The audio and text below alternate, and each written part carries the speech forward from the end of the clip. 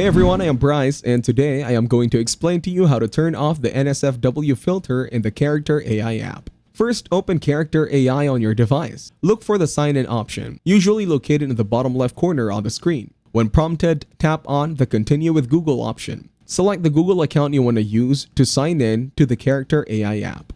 After selecting your Google account, tap on Continue to proceed with the sign-in process. You will be prompted to enter your username. Type in the username you want to use for the Character AI app. Next, enter your birth date. Once you have entered your username and birth date, tap on Create Account to complete the sign-up. After successfully creating your account, type Use innocent words instead of explicit words to bypass the Character AI filter. Then, write it in the type message area.